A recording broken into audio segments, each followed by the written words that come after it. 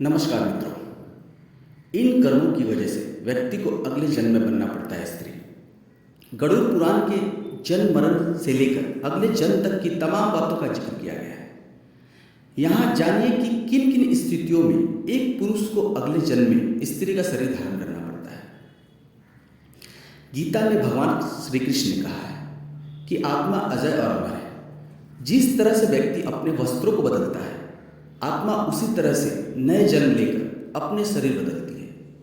ये सिलसिला तब तक चलता रहता है जब तक उस आत्मा को मुक्ति ना मिल जाए। गरुड़ पुराण में भी आत्मा के बारे में बार बार जन्म लेने का जिक्र सुनने को मिलता है। लेकिन ऐसे में कई बार मन में एक प्रश्न आता है कि आत्मा का तो कोई जेंडर नहीं है, फिर जन्म के समय ये कैसे निर्धारित होता होगा कि कौन सी आत्मा को पुरुष का शरीर मिलेगा और कौन सी आत्मा को स्त्री का।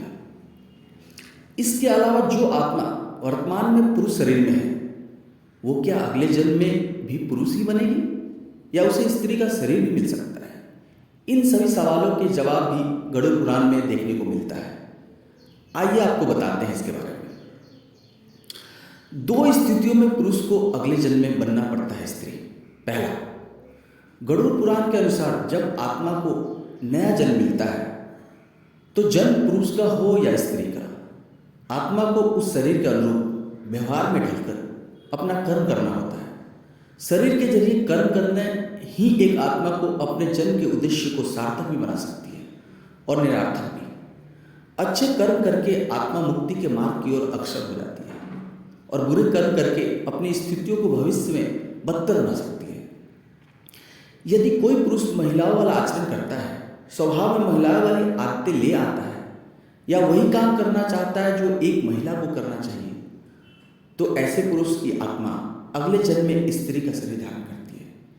ठीक इसी तरह अगर कोई मनुष्य पशुओं के समान व्यवहार करता है, उन्हीं चीज़ों का सेवन करता है जिसका पशु सेवन करते हैं, तो ऐसे लोग निश्चित रूप से अगले जन्म में पशु बनता पड़ता है। इसके अलावा गरुड़ पुराण में बताया गया है कि मृत्यु के अंतिम समय में मनुष्य की आसक्ति जिस चीज़ों की ओर होती है, उसका अगला जन्म भी उसी पर निर्भर करता है।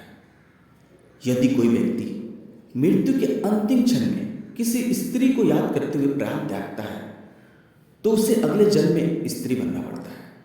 वही अगर वो अंतिम क्षण में परमेश्वर यानी ईश्वर का नाम लेता है, तो मुक्ति के मार्ग पर अग्रसर हो जाता है। यानी मृत्यु के अंतिम क्षण का विचार उसके अगले जन्म का आधार बनता है। इसलिए शास्त्रों में कहा गया है, मरते समय हमेशा राम का नाम